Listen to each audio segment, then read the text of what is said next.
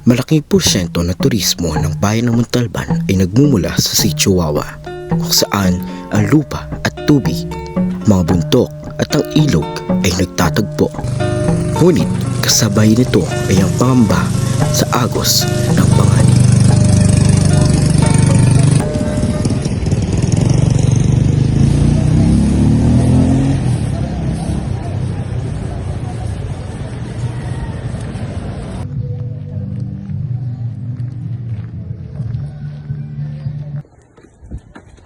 Taong 2020 nang manalas ang bagyong Ulysses. Winasak ng mga panirang bagyo ang tulay ng Wawa na nagkokonekta sa mga kabahayanan. Ayon sa mga residente, ilang tirahan ang nasira, maraming bato ang tuluyang gumuho. Sa kasalukuyan, naiayos na ang tulay, ngunit ito pa rin ay lubha mapanganib dahil sa pagkasira ng mga kahoy at marami na rin parte ng tulay ang maaari ng masira. Maraming bahagi ng tulay na kung hindi sira ang kahoy ay may alambring nakausli o kaya'y wala ng pakong nakakabit. Nalubhang mapanganib para sa mga residente, lalo na sa mga bata at mga estudyante.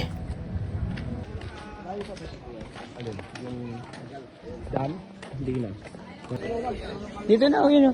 Ano yun eh? Tagyan. Ilang minutong nakaraan mula sa paanan ng bundok ay mararating ang Wawa Dam. Kabi-kabilang paalala ang makikita sa daan. May mga bato na nahuhulog, may mga kable ng kuryente at internet na hindi nakaayos. Nalubhang mapanganib sa tuwing gabi at umuulan.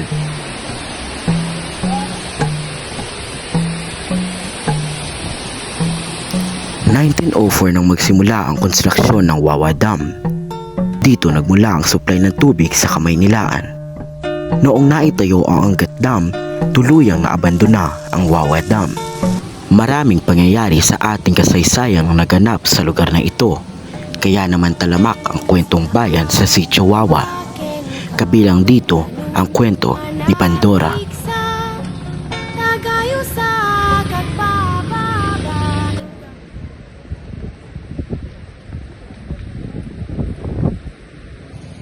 Merong kwentong bahay sa lugar na to, patungkol sa isang engkantada na nanghila ng mga binata. Taon-taon umaabot sa 3,000 ang namamatay sa pagkalunod. Napakaraming insidente ang naitala sa Sitio Wawa. Ang hindi pagkakapantay-pantay ng bato at mga lupa ang siyang nagiging dahilan ng pagkalunod. Don't you know the land is like a train that keeps on rambling within its eyes is meant. May ilang daan na kailangang tawirin gamit ang tulay na kawayan kapalit ng 5 piso.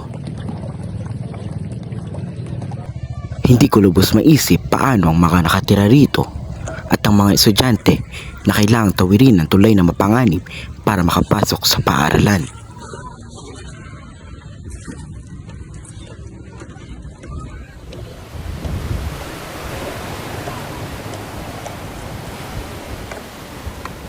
Maliban sa panganib na dala ng agos na tubig, nagbabadya rin ang panganib na dulot ng kapwa-tao.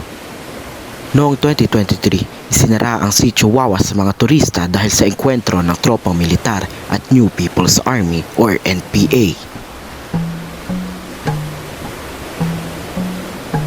Ang buhay ng tao ay nakadikit sa kalikasan. Maraming panganib ang hindi natin inaasahang dumating.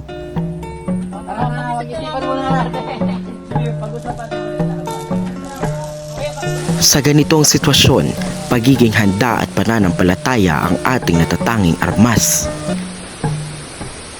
Sa anumang hagupit o dilubyo, patuloy na aagos ang pag-asa kasabay ng agos ng tubig at panganib. Kami po ang pangkatisa.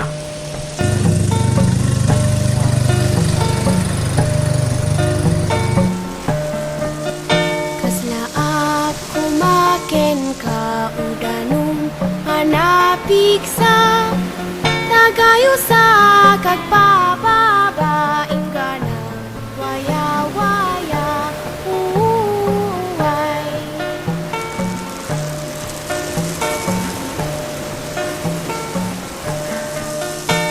daem kadika